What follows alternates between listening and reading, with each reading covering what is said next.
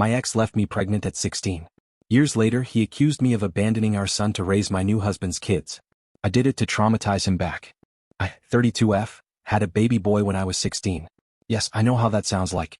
No, we weren't careful. Judge me all you want on that front, I've dealt with that for years. Mike, 33M, was my boyfriend then, and when I found out about my pregnancy, he did a disappearing act with help from his family. Something future college start something. My parents were always blunt. What happened next was my choice. After a lot of thinking and deciding abortion just wasn't for me, I respect that right, I'm not here to debate it. It was just not for me, I chose to give up the baby for adoption. My parents knew a super sweet couple that were looking to adopt. We met and I just knew they were the right people. This turned from a teen mistake to an almost surrogacy. I started homeschool to finish my education and to have rest. The adoptive parents were with me for everything and even paid for most of the medical cost. The adoptive mother was a teacher, so she helped me with my schoolwork and to prepare for college. They were present for the birth and I refused to hold the baby. Instead, his actual mother did. And it was just right. I've stayed in the baby's life in a distant position as a special aunt. Well, he's no longer a baby and he knows who I am, but his mom is the same woman that raised him and I continue to be his special aunt. The only change is now he knows who to call if he needs a kidney. His sense of humor is like mine, go figure. We talk maybe once in a blue moon, which in all honesty is the best. He's happy and I don't regret giving him up to have a happy life. For my part, I married 6 years ago. My husband Aaron, 44M, was divorced in good terms with Bella, 40F. They have 2 children together. A boy that is 16 and a girl that is 19. Aaron made it clear since we began dating that his kids' approval was important and that Bella was part of his life forever. Not as a spouse but as a friend and mother to his children. I also told Bella and him about my teen pregnancy. Well, to begin with the kids, my stepdaughter and I get along well. She's obviously closer to her mother, but she still does girls' days with me every so often. It's more like friends though. My stepson is incredibly close to me. He calls me his other mom and always asks me to be present for important events. We bonded when his childhood dog passed away as my cat died about the same time. Bella and I, we're best friends. I know people have complicated relationships with their partner's exes, but we always show respect to each other. I never tried to take her place. I know Aaron and her shared something special long before I was in the picture. That's their history. And I am a stepmom, not a mom. Her place in the kid's life is not up for competition. The reason for this background is that the whole mess with Mike started when I took my stepson to a medical appointment. It wasn't serious, though he did have to use anesthesia. Aaron and Bella both couldn't get the day off. They tried, but their jobs are on call and they cannot easily take time off. So I went on my own to be my stepson's support. I didn't recognize Mike as one of the doctors. His real name, both first and last name, are incredibly common and it had been years. Not to mention my priority was being my stepson's support and everything else was secondary. After my stepson was done, he was a bit out of it as expected. I was setting him up in the car and making sure he was comfortable when Mike came over. He told me he had been thinking about me and our son for so long, and he was glad our boy was okay. It really took me a few minutes for my brain to click on what was going on, and he kept on rambling about apologies and how he wasn't ready to be a father. Blah blah blah. Eventually I just sighed and loudly said, "This is not the baby I was pregnant with. I gave him up for adoption after I gave birth. I am a stepmother." My loopy stepson chimed in with, "Other mom." I had to hold back a smirk, to be honest. Mike was stunned by that and it gave me time to catch him up on the important details. I gave up the baby, he knows what happened and why I gave him up. I married a man with 2 children, I am happy and don't want him in my life. And no, I won't give him contact information for the adoptive family. He is 16 years too late.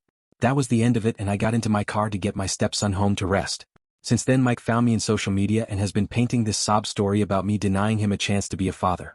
How I was a poor mother that threw away her child to raise someone else's children. I'm basically the she-devil apparently. Most of our former classmates that saw the post reminded him that he left me. Some of his HS friends even pointed out he laughed about leaving me pregnant. I didn't know that part. A few of his relatives have reached out to bash me about taking Mike's chance to be a father. That it made me a poor Christian. I'm not. I'm Jewish to begin with. A few friends did tell me it was a B*TCH move to give the baby up without telling Mike. I don't personally think I was in the wrong, but in case I decided to leave the judgment to the internet masses. So Reddit AITA? Clearing something out.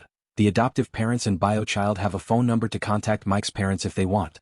I have no say if they do or not. I just won't give Mike any information on them. Sharp comment 1. Hi, therapist here. Seems like it was the right decision for everyone involved. Especially Mike, who clearly shouldn't be anywhere near children given his full lack of impulse control and empathy. As a fellow Jewish lady, I recommend laughing at the poor Christian comments. Sharp comment 2. These people are psycho. Block block block. Your bio kid might decide for himself to try and find his bio dad one day, but it's your job to defend his privacy until then. And make sure his decision is informed, i.e. he knows that his bio dad is a complete ass. OP, I told him everything when his parents decided it was time to tell him who I was really. I didn't make Mike into a villain, just said he left after I told him I was pregnant and never reached out. He's been clear that while I am his biological mother and Mike is his biological father, he doesn't see either of us as parents. I am his aunt and Mike is a stranger. Wise comment. Warn the adoptive parents about the situation. They have a right to know and can protect the child. OP, already done. They do live in another state, so that gives them some space. Update. I'm going to start with the important matter.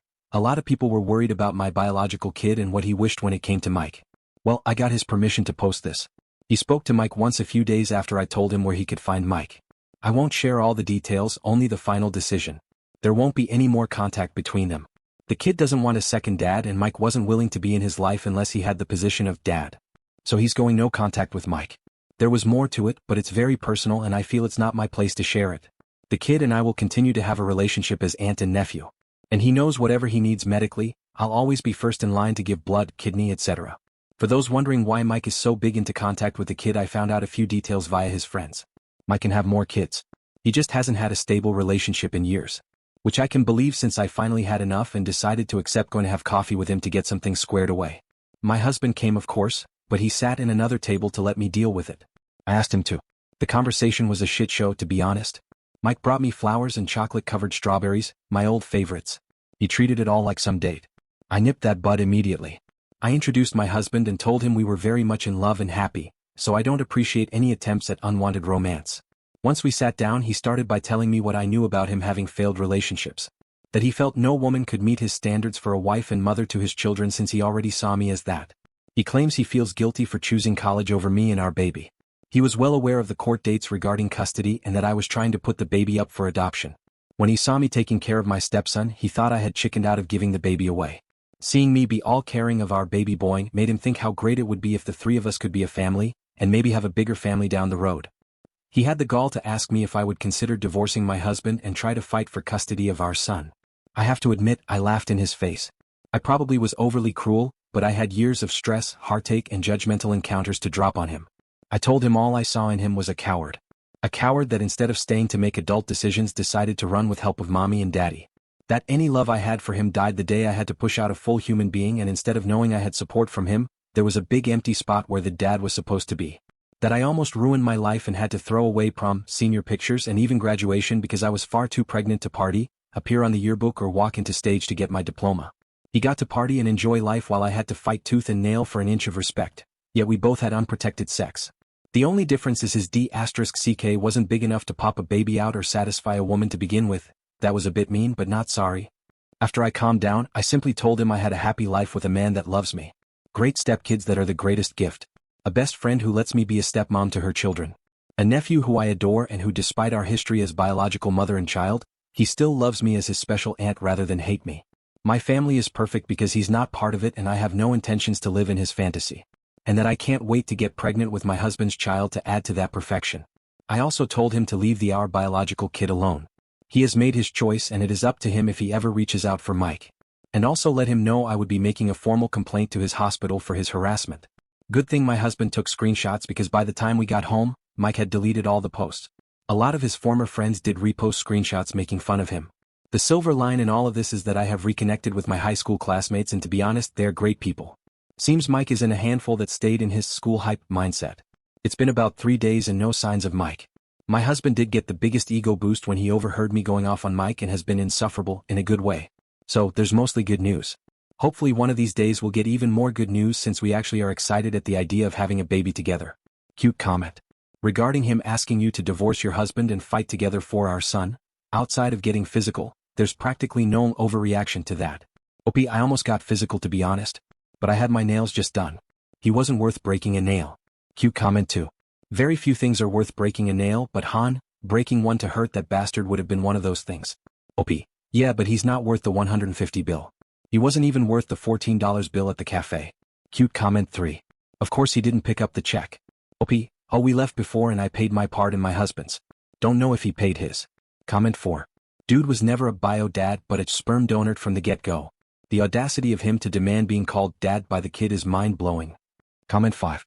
Yeah, but when you consider Mike's family has smoothed the way for him in literally every aspect of his life, are you really surprised he's that entitled?